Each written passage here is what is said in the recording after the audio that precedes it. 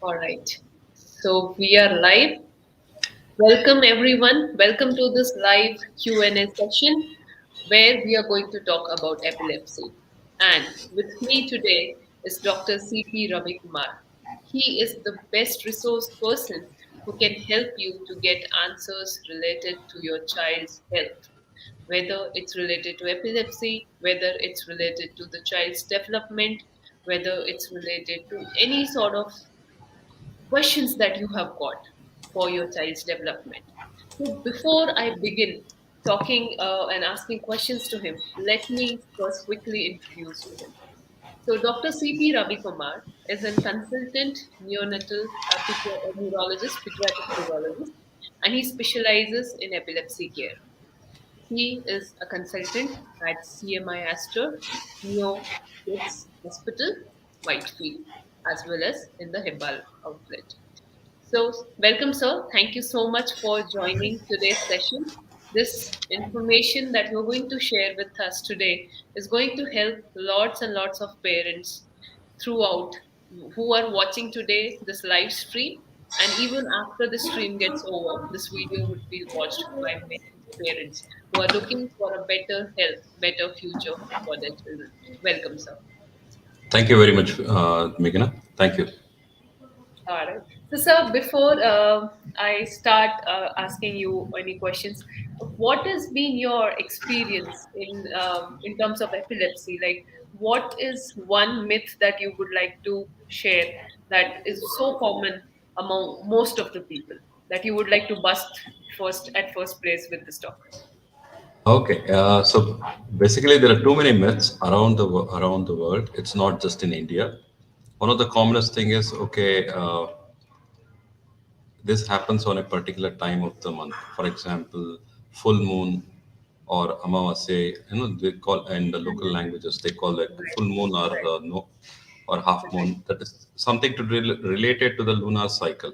There's a Mhm. lot of myth around it, and many times parents do say it is very difficult to prove or disprove, but still NIMANS, which is one Mhm. of our previous institute, has looked into it, and they Mhm. have also tried to prove that there is no correlation because Mhm. we have 30 days, and in the Right. lunar cycle is only for 28 days.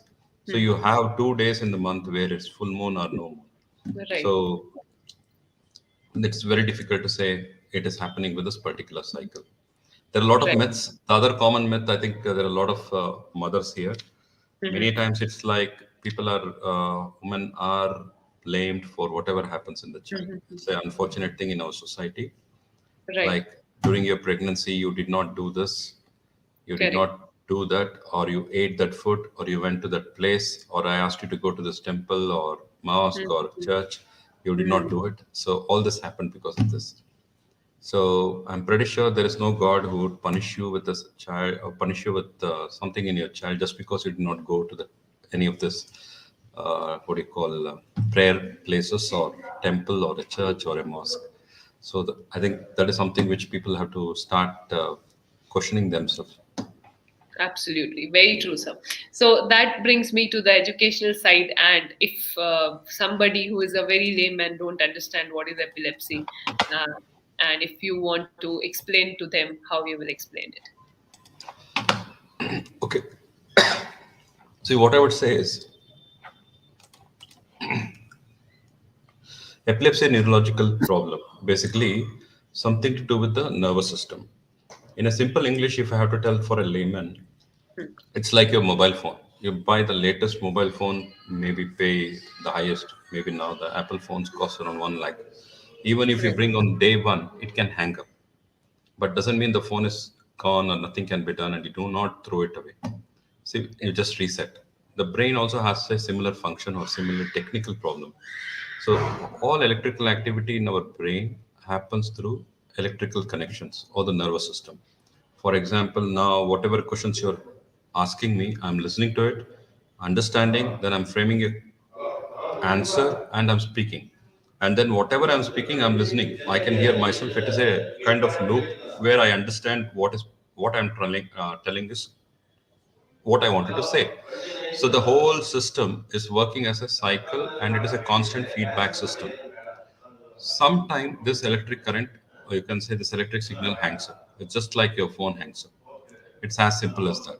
That is what I would say is simply a seizure. But why it happens, there are sometimes we have reasons, sometimes we cannot find reasons. So that is a different issue. But the simple mechanism of epilepsy or seizure is, you can say like phone hanging up. That is, I think I answered your question. What is seizure? Right. Yeah, understood. So, but as you said that there are no cause. Sometimes we know the cause behind it, and Yeah, sometimes we don't know the cause behind it. true. But if you have to say that, okay, if there are certain conditions where the epilepsy is more prevalent or more common, what would be those conditions? Okay. See, if you look, let me start from beginning, from the time of birth, or even before birth. Sometimes when we are married in certain like close relationships, you can have children who are born with a genetic problem. These children can have epilepsy. Secondly, when the baby is in the womb, if there is any developmental anomaly, means the baby is developing but something goes wrong in the development, and particularly if it affects the brain, it can also have cause seizures. That is before, in the womb. And during delivery, sometimes do not things do not go well as we wish. Say problem with the labor, baby born but did not cry, baby required a lot of help, like what we call hypoxic ischemic encephalopathy. So baby did not get enough oxygen into him or her, and it did not help the brain. So brain took a hit. So that is another common condition, especially in India. And second commonest, I would say, in Indian setup is hypoglycemic encephalopathy. Baby's born, could not feed well, and sugar levels went down, and baby had a seizure. That basically means glucose is a very important fuel to the developing brain. Later stages of life, we can sustain and survive without glucose, but newborn babies require this glucose levels in the blood. And if it is low, and it can probably cause one of the permanent insults to the brain, and they can develop epilepsy, which is very often very difficult to treat. Now, later as the child grows, seizures are much very common in the first decade and last decade of life. So, in the first 10 years, or in the first 1 year, especially in our pediatric population, these are the common things. And later, there are a lot of benign epilepsies. Means basically, benign means uh, you can say it is good or it doesn't cause any problem per se. So what happens is there are some conditions where the child develops seizures. As the child grows, they outgrow the seizure, and it does not cause any damage to the brain. It does not cause any long-term insult or long-term damage to the learning process or education. Now, later, there are a lot of other causes like genetic causes. Means you're born with a risk, but it does not develop immediately. It can develop at any age. There are some epilepsies, genetic epilepsies, which can start in the womb, and it may start at 80 years or 90 years or any age. And it is something you're born with, but there are a lot of factors which make it happen on day one or day zero, or it may happen at 90 years of life or 100 years of life, or even the last day of our life. So there are a lot. It's a very complex science of genetics. It's too much to explain on day, straight away now. But what we need to understand is, in summary, some children are born to have epilepsy. It's less like somebody has asthma, somebody has diabetes, somebody has hypertension. In some cases, we can identify the gene and say this is the cause. That hopefully I'll be able to answer later about doing genetic test. Second cause is somebody had difficulty at the time of birth or in utero. Baby's brain is not well developed, so obviously brain is not working well, and that causes seizures. And the last one small group is what we call idiopathic, where nothing to find abnormal on the brain, nothing to find abnormal on the genes, but you still have seizures. That is basically idiopathic, which basically means we do not know the cause. It's as simple as that. Right. So, sir, the cerebral palsy group of children, Mhm. they like parents usually complain that they very often get seizure attacks. So, what is the correlation between seizure and cerebral palsy? Like, is it very strongly correlated, or it's not the case? Not every child with cerebral palsy will have epilepsy. Cerebral palsy basically means there was a static insult to the brain, means brain had an insult at some point of time. Why it happened, there are many reasons, and some of them invariably have seizures. Not everyone. All right. So, but what could be the mechanism? As you said, like child's brain is not developed. But what are the common triggers, or what is the root cause behind epilepsy very frequently happening in a child suffering from cerebral palsy? Okay. Uh, yeah. So cerebral palsy, once again, we need to identify what is the cause of cerebral palsy. Say, for example, the child had injury at birth, hypoxic ischemic injury, preterm. I did not emphasize about babies who are born extreme preterm. They can have insult to the brain, and when they have insult to the brain, many a times at the the instant injury is causing swelling of the brain. Later, when the swelling heals, it gives rise to scar or gliosis. Mm. That itself acts as a trigger because the brain, the gliosis or the scar, simple word is scar, in a layman term, that will cause irritation and that will cause abnormal discharges, which are responsible for the seizure. And there are some conditions where the seizures are so frequent and so difficult to treat. Whatever you try to do, these children continue to have seizures. And it is one kind of population where we always find it extremely challenging and extremely difficult to treat them. So it's basically the scar tissue in the brain that will cause this kind of problems. So that takes me to the next question, which we directly received from one of our parents in the Mhm. community. And Mhm. they were, their question is like, what are the different types of epilepsy? And as a parent, how can we identify that this attack of that has come to the child is an epilepsy attack or not? Because sometimes a child is dystonic, or else he has cerebral ataxia. So they have this jerky movements always present. So they sometimes kind of misdiagnose and misinterpret it. Yeah. So this is a very tough question to answer for anyone. Even if I have to explain to a medical personnel, it is very difficult. So let me try and I'll make an attempt. So epilepsy, there are many types. But a common man, whenever I sometimes say, look, I think your child had a seizure, they'll say, no, he did not have shaking, he did not have drooling, he did not have incontinence. This is a very common myth. I would not say myth, it is just because that is how it has been propagated.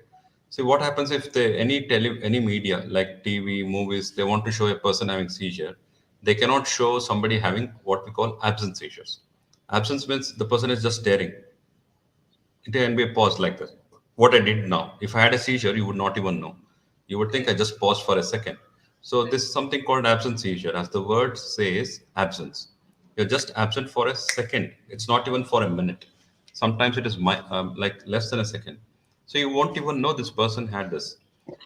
In children, this is very challenging. For example, the child is doing some activity and he suddenly goes into his world. He thinks like this. So you're wondering, is he daydreaming? Is he having an absence seizure? Mm. Or he's just thinking through whatever he's doing, something we call preoccupation. They're in their own world. So this is one type of epilepsy. Then obviously the shaking one, everybody is familiar. And there is one type, recently on August 15th, there was this awareness on epileptic spasm. Many of these parents with cerebral palsy may be aware of this. It is called infantile spasm, it is called epileptic spasm, or simply spasm. The other word is called salam attacks. Salam means basically like the child, as if you're doing a salam, like you bend. People who pray in the mosque, they bend their head. So that is one type of epilepsy which is very bad. Many times parents think the child is just doing like that. They find it difficult to go to a doctor, or they would not even have realized this is a type of epilepsy. Mm. These are like very common, what we call in children, in see in children. One is the shaking one, which everybody knows. Then the absence, where the person is just lost for a few microseconds or milliseconds. And the third one is the spasm attacks. In addition, there is something called focal seizure, means the person is aware, is understanding what is happening, but is not able to completely express or do what he needs. Sometimes in the old term, it was called partial seizure or complex partial epilepsy. The medical terms keeps changing, but complex partial means or partial means you're not completely lost conscious, but you're conscious but not completely conscious.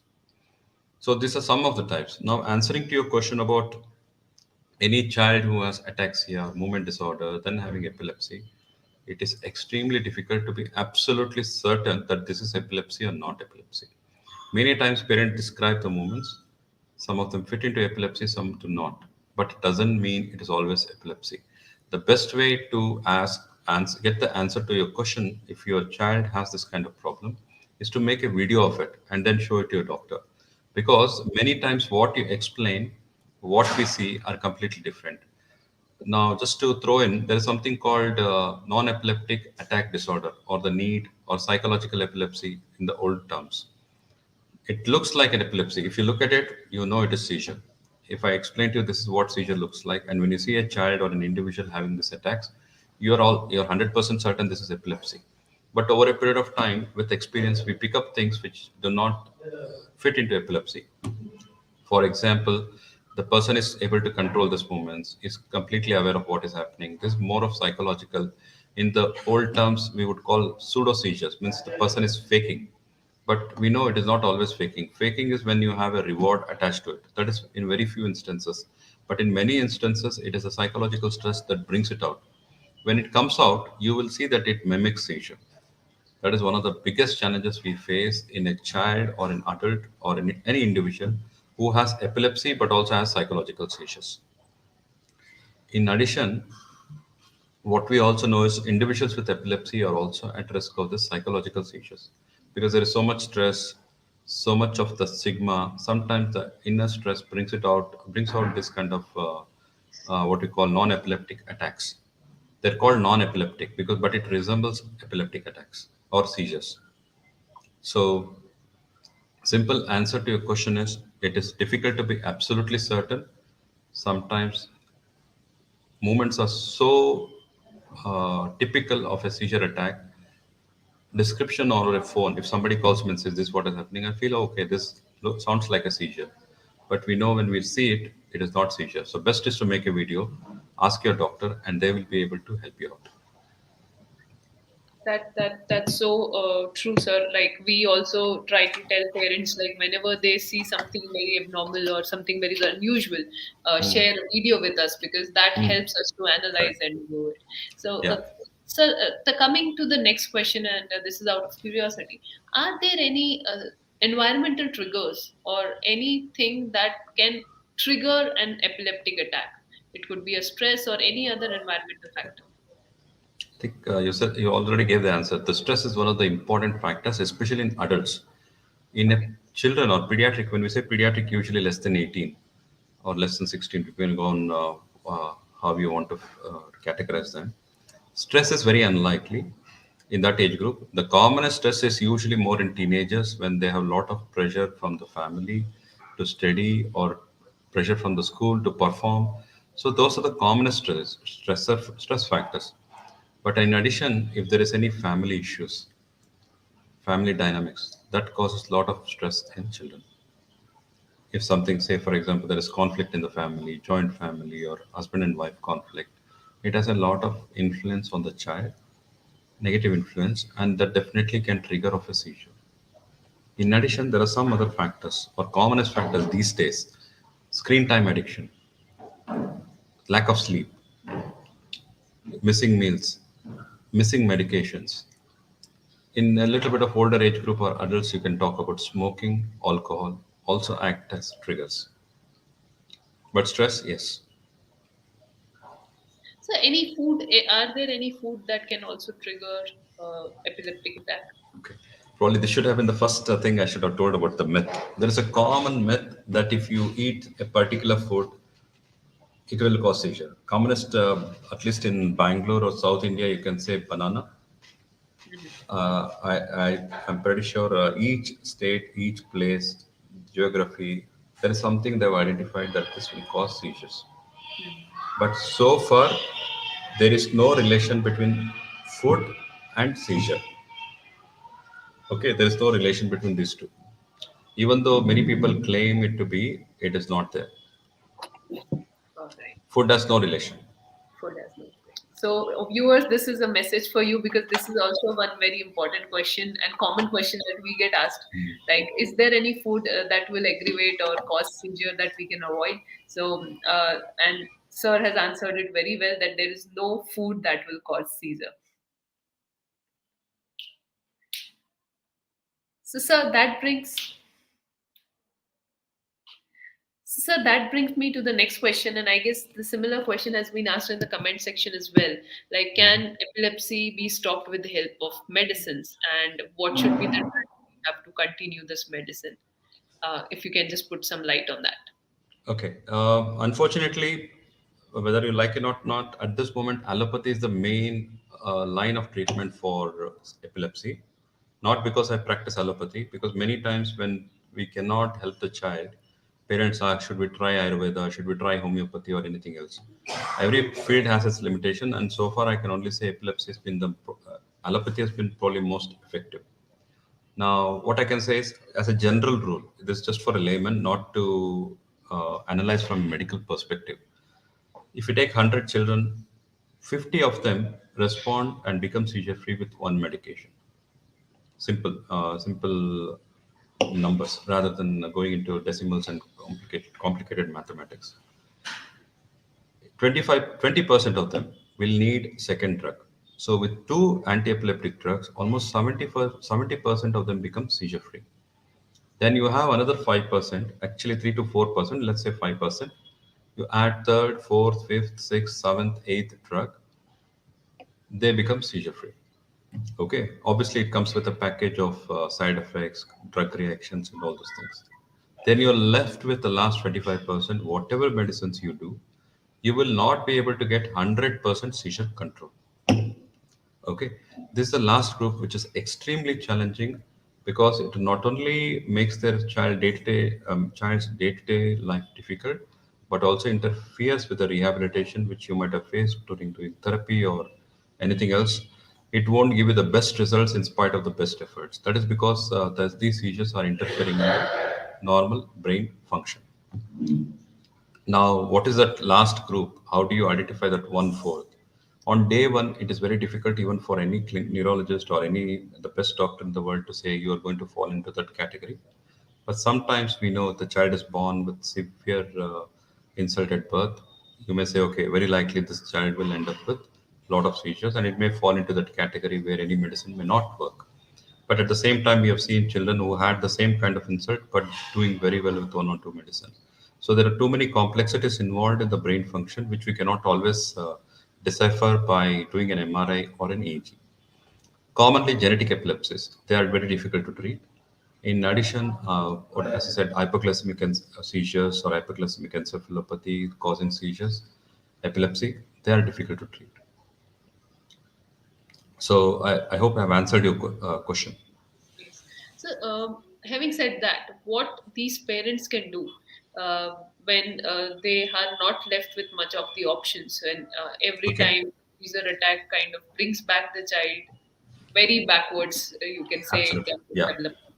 That's a frustrating situation for them. True. Many times, yes, this kind of breakthrough seizures put the child's back for a few days or weeks, and whatever effort you had put in to bring the child up, they go back. See, one of the things is first of all identifying that are we doing the right thing, like medication. Medications, if the right medicine, right dose. This is what we teach medical personnel. But this is a question when a parent comes to me and asks me a question. Okay, my child is having seizure, is not controlled. He was doing well for 6 months. Now again seizures. These are the questions I ask for myself. Okay, is it the right medication? Is the right dose? Okay, now it is done. If it is both correct, then next question is to say, okay, what else we can add? Next medicine or what is the other path? When it comes to parents, what they need to find out, always discuss with the doctor is make sure you're giving the right medicine in the right dose. Many a times we have only when you check and cross check, you realize that not giving this medicine what we had advised. There are plenty of errors that happen. One is unfortunately I have to take some blame as doctors. We are not very good in writing. Our handwriting scripts are, you can say, very difficult to make up. Pharmacy, the medical shop guy may not even have any idea of pharmacy. He may be just running the medical shop. So he may make a medicine. Thirdly, sometimes parents both are working. They have told somebody who's taking care to give this medicine in a particular way. They may be giving the wrong doses. Number four, sometimes what we feel is sometimes parents adjust it. We say morning and night. They're giving afternoon and evening because it adjusts to their working hours. So a lot of errors happen. So basically, when things are not going well, it is always to go back and see is there any mistake that we are doing. It applies to all of us, not just a parent or a doctor or anyone. That is one way to analyze. Okay, now coming back to this question of those small section, 25% of children who do not respond to any kind of medicine. The questions we need to ask is what else we can do. One is before I talk about homeopathy or Ayurveda, what I would like to say is there are alternative therapies. One is ketogenic diet. I don't know how many parents have heard about it. Ketogenic diet was, in fact, the only treatment that was available in the 19th century, even before we identified medicine. This was recognized in Egyptian literature where people who were thrown in prison were not given food. If this person happened to be an epileptic, he was doing very well. So they noticed fasting is good for stopping seizures. Then people started to use fasting as a treatment for epilepsy. Very soon it was forgotten once we started to manufacture medicines. Very early medicines, they were doing very good. In fact, they were doing good results, and diet became out of fashion. Only in John Hopkins University, there was one doctor, uh, can't, I can't recollect his name. He was doing very well with respect to ketogenic diet. When people could not to find any other solution, that was a kind of last resort. So now ketogenic diet research has taken off extensively in the last 10 years. Probably a lot of research has been done and proven beyond doubt. Ketogenic diet is very effective in epilepsy, but it has to be taken as a medicine, not as some diet. Google, I'll do this diet, I'll follow ketogenic diet as given on the internet. It doesn't work that way. It is very unsafe, means it is very risky if you do it without professional advice. And also doesn't mean it is a panacea or a golden bullet. It may work or it may not work. When it works, it really helps the child in the sense one, it controls the seizure. But more importantly, what we also notice is these children improve very well from social communication aspect. We have seen, and literature also says many times the children are not shown much response to number of seizure episodes, but those children have shown very good improvement in their social communication skill. I have many children who have never said mama, amma, or appa. They start saying few words. It brings a lot of joy to the parents. I'm sure it's not a big deal for a doctor, but for a parent, it is a huge step forward. So I would say ketogenic diet is one of the important remedies. The next part is the vagal nerve stimulation. Vagal nerve stimulation is a surgical kind of technique. Vagus nerve is a type of cranial nerve which goes to the brain. When you stimulate or when you give the, it acts as a inhibitory, means when you stimulate it in such a way that inhibits the brain function. So it will reduce the number of seizure episodes. It may also bring about seizure control.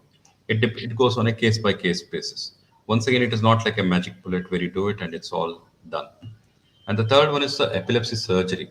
These days, epilepsy surgery is quite common, and many centers are doing with good results. This epilepsy surgery is also on selected cases. You cannot just do epilepsy surgery for any child who has what we call drug resistant epilepsy because it may cause more harm than gain. Okay, so that is the alternative therapies for children who do not respond to medication. Now, others like Ayurveda, and then there is something called homeopathy. Homeopathy, absolutely, I have no clue. Ayurveda, many times they use a lot of techniques to calm the child down, head massage, external oil massage to even help the physio part. So it may help. Generally, I'm not an expert, and I'm not commenting on other paths of treatment. But what I tell the parents is don't mix and match. Don't try to give a little bit of allopathy, a little bit of Ayurveda, a little bit of homeopathy. It will not help the child. It is more riskier. So follow anyone. Okay, if you do not believe in a particular field of medicine, you try the other one, but put the complete confidence and follow with complete dedication. One medicine from Ayurveda, one medicine from homeopathy, one medicine from allopathy will not help. So don't mix and match. That is all I would like to tell the parents. Thank you, sir. This was so helpful. Sir, I'll also like to take one more question from the comment section, which was like the Larse syrup slows down the activity of the baby after stopping baby. Like what the parent is asking is basically like if we stop the medicines, will the Mhm. activity come back? What they are saying is with the epileptic medicines, the activities also slow down. So, what are your thoughts on that? Okay, basically, the general rule, the international consensus is When a person is seizure free for 2 years, this I'm talking about the pediatric age group, then we can stop medications. Even stopping doesn't mean abruptly overnight. It's not like today you're giving medicine, tomorrow you stop it. It has to be weaned down. It has to be decreased slowly over a period of few weeks or months and then stop it. Risk of seizure recurrence is there. Once again, I cannot answer the question specifically, but what I can say is depends upon the underlying cause. It is slightly it's there, but it's maximum in the first 3 years after stopping the medicine. What we say is 2 years of seizure freedom. Another 3 years, there's a risk of seizure recurrence that is slightly higher than the general population. But after 3 years, but that is total 5 years from the last seizure, the risk is similar to general population, like any other person in the world. But obviously, the underlying cause determines if the seizure comes back or not. So that can be only discussed on a case by case basis. What is the background of the child? What is the Right. problem at birth? What is the Right. cause? How many medicines did the child need to respond? Say, for example, some child, as I said, those children, first 50%, first episode of seizure, you've given them medicine, never had seizures, then they are most likely to be seizure free in the long term. Whereas if you take another child who had required five medicines to stop the seizure, the chances of recurrence is very high. Okay. That makes sense. Thank you so much, sir, for this. Sir, any things from a therapist standpoint we can consider to keep in mind when a child comes to us post seizure, because many times a child have this attack and then there is a small gap, and when the child comes back, the child is completely weaned off. Whatever we have achieved has gone backwards. So, what are the things, according to you, we should also consider in mind while going ahead with the child? Okay. So best thing is to have some communication between the clinician and the therapist. This is sometimes I find is lacking in India because most of them are not comprehensive centers; they stand alone, and they may not have direct communication. So sometimes there is something called spasm, as explained. If that starts up, I will tell the parents stop all therapies for some time because the therapy itself will trigger off the seizure. So I'll say for some time, just wait. Let's stop the spasm, and then we can restart the therapies. And many times the seizures will put the child back in their development part, but that should not delay or stop you from doing what you're doing. Parents should go back to the therapy as soon as possible. Only in a small percentage of children, we say child is very unwell, lot of medicines. Say, for example, there are some medicines like clobazam. When you give it, the child can have reduced muscle tone, but we need that medicine to be given. And the therapist sometimes says, "Sir, I'm not able to do much." Then we say, "Okay, just wait for a few weeks. Let's see what changes we can make with the medicine." You may not be able to do physio, but you can do other things like speech. If, for example, a child is requiring multiple therapies, a child may be requiring vision. So you can do those things. So you have to adjust according to the child's needs and the current background. So it is not like a hard and fast rule, but there is no rule to say, okay, child had seizure, so let's not do anything. And many times parents say, it's because I started this therapy, that's why my child had a seizure. But it is not the case. When you do physio, the child is crying, that this exercise itself can act as a stress. It may trigger seizure. It is not that it will have seizure. I'm pretty sure you see a lot of children every day in and day out. Not everybody has seizures. There are a lot of factors, and exercise or stress is one factor. That's all. Absolutely. Thank you so much, sir, for this. Sir, one more question I would like to take from the comment section itself. This is a Mhm. little out of place, but still related to the child. Okay. So, what they are asking is, this is again a myth that parents believe that till 3 years the child's brain development is complete, and after that there is no possibility of recovery from cerebral palsy. So, any clarification you would like to give on that? Okay, so I see that question. Brain development is almost complete. See, Right. there are two things. One is the brain growth, physical growth, and the learning part. Learning never ceases. There's never an end. We keep learning as long as we want till the last day of our life. Whereas the structural development of the brain, it most of the time happens within the first 5 years of life. If you look at the head circumference, if you notice when we take a baby to the pediatrician, they keep checking the head circumference. That is an indirect marker of the brain growth, physical growth. If the brain grows, then you have the head also growing bigger. If you look at the head circumference chart, almost 50% takes place in the first year. another 20 to 25% in the second year, and the rest 20 to 25% in fifth year. Sorry, third, fourth, and fifth year. So the rest of the time, it is basically learning process, and it never stops. Your head may not be growing or your head may be small, but you still can be functioning very well, and that should not discourage you from doing therapies or teaching your child. So somebody has written here, 3-year-old brain development ho jati hai. Can they learn physically? Yes, they can, and it never stops. If you keep helping, your child will only get better and better. How quickly the child will get better, how far the child can go, it depends on the underlying medical problem and how soon you start the therapy. So, as I said, further answering to adding to this point, brain development is maximum in the first year. So that is where we focus on early intervention. There is another concept called first 1,000 days. The first 360 days is done in the womb, then the next 2 years outside the womb. So first 3 years or first 1,000 days are very crucial.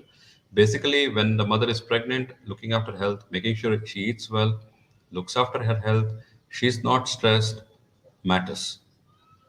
The next 2 years is after the baby is born. How much we look after the children, whether healthy children or children with the cerebral palsy or epilepsy, matters a huge amount for the rest of the life. It is like putting the right foundation in the first 1,000 days. Absolutely, sir. Sir, I also like you to break this myth. Like, I think hypoglycemia causing a seizure attack is also a very common problem that we have observed. And I think the lack of awareness itself is a very big thing, Yeah, because many mothers try to feed cow milk in the first year. yeah, That is yeah, a very common mistake and practice, especially in the rural area. That yeah. also could lead, and sometimes mother think that it's my milk, which is not. That's the only way. So they refrain from giving formula milk to the child sometimes when the milk is not enough. So if you can just give a clarification on that for the Okay. parents. It will be a very controversial answer because, see, breast milk is the best. There is no Yeah, second definitely, thoughts, there is no definitely. second word. Right. At the same time, a lot of over years, when formula milk came in, it became a very easy thing for parents to just give the formula milk. And whenever there is a little bit of struggle, especially in the urban population, they find the formula milk is easier to give because you just mix the powder, right amount, and stick the bottle into the mouth. But it's very sad because more and more these days, especially in urban and now even in rural population, we are getting into nuclear families. No help. When the baby is born, everybody comes, wishes, and goes away. There's nobody to help the mother. She's lack. First of all, the labor itself is most stressful. Secondly, baby's crying in the night. You're not getting enough sleep. And if there's only husband, wife, and the kid, husband is probably going to work. Doesn't mean the wife is not working, but at least in the first few days of uh, post delivery, I hope she's taking rest and not working. And there's nobody to handhold her, nobody to help us get to sleep. When she wants to sleep, baby's crying. When baby's crying, she's doing some household work. So it is very stressful. So sometimes I find it easy, just stick the bottle in. Formula milk can never replace breast milk. Uh, I can say when we started off medical school, we were all taught, okay, breast milk contains these nutrients 1, 2, 3, 4, 5. Probably we were taught 10, 20, 30. And the list keeps growing. Even a couple of months ago, we had the World Breastfeeding Week. Probably last month, I guess. World Breastfeeding Week. We had a session when some international expert had come. They've identified so many new molecules we had not even heard about it. So this is one of those magic formula or amrut. You can say like amrut. I don't think mankind will ever replace. We can only hope, but we'll never be able to replace. I would say for every mother there, just stick to breastfeeding. But there's a small portion of them who may not be able to produce enough breast milk. It's not their fault. You don't have to blame yourself, but just when you really have struggle to breastfeed, what you need to do is use the formula milk. That is the second best. Using cow's milk or sometimes they use cow's milk dilute with a little bit of water, etc., etc. The cow's milk is not designed for babies. It will cause a lot of electrolyte disturbances. If you go to villages in the age-old days, they would do it. There was no formula milk. There was no doctor. There was no knowledge about breastfeeding. But every mother, every person in the village knew there is nothing better than breast milk. Probably they did not have options, so they never thought of anything else other than the cow's milk because everybody had a cow in their house to sustain. So that is how the practice has come in. But now, at least having known that, we should not go for cow's milk. Instead, use a formula only when it is absolutely required. The best help is another mother or dadis, or in the hospital these days, we also have lactation consultants in urban population. You can make use of them. Many times they do not come into the limelight, or they are not even their presence is also not acknowledged. So people, when they go to these boutique hospitals, they should say, "Oh, it's the lactation consultant. I need help after I given birth," especially all the first-time mothers. But when it has to be used, it has to be used, but not as a resort to easy feeding. Thank you so much, sir, for this. Just a parting note: any advice you would like to give to the parents who are watching this video, who are struggling with their child's development, from your end? Okay. Uh, See, sometimes, many times when we see children or parents with children with developmental disability, cerebral palsy, or epilepsy, what I can only say is probably you are the best parents and you are the toughest parents. Many of us, I don't know how many as a parent I would have coped like the way many parents cope. So, what I would suggest is always, okay, just make sure you look after yourself first before you think of looking after your children. I've seen many parents suffering themselves, not really giving any importance to their own health. If something happens to you, you will end up in a much worse scenario than what you're already at. Second thing is, then when they have another sibling, say older child and second child has a problem, there's a common scenario because he's a little bit older, he can take care of himself. They often get neglected, not because parents don't care about them, because the entire attention is on this child, because almost all parents have that guilt, something we might have done wrong. That's where our son is suffering or our daughter is suffering. In that process they forget that there is another one child whom they need to give equal attention. Also, he's telling you that you've not done any mistake, because if he's well, means you've done the right thing. I'm pretty sure there is no parent who would wish something bad for the child or harm the child when the child is in the womb or later. Sometimes things do not go as we wish. So only thing is to just make sure you do not neglect the other child. Finally, I don't know if it is again going to be controversial. Many times I've seen parents, when first child happens, this kind of problems happen. They'll think, I'll dedicate the rest of my life to look after this child. I don't want another baby. In this process, many times they grow older, even before they realize they've crossed certain thresholds. And having a next child at that point of time is very dangerous or risky.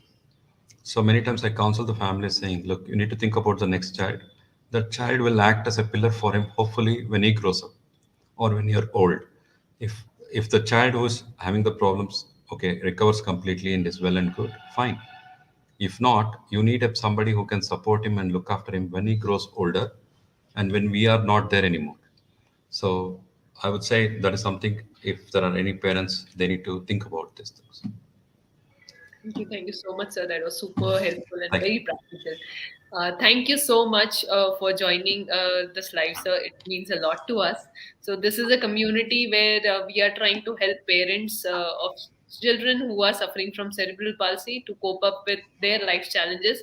And Mhm. epilepsy has been one of the biggest challenges that we observe most of the parents had. So, your Okay. talk, which you did today, would definitely help. I know there are many parents who wish to join, but some or other reason they have not joined it, but they will Mhm. definitely watch this video and I'll forward back all the comments that I get from there. So Sure. thank you again so much for joining this session, sir, and looking forward to have more insightful sessions with you in future. Thank you very much, Megan. Thank you. Thank Thank you. you, Thank everyone. you. Thank you. All right. Thank you, everyone.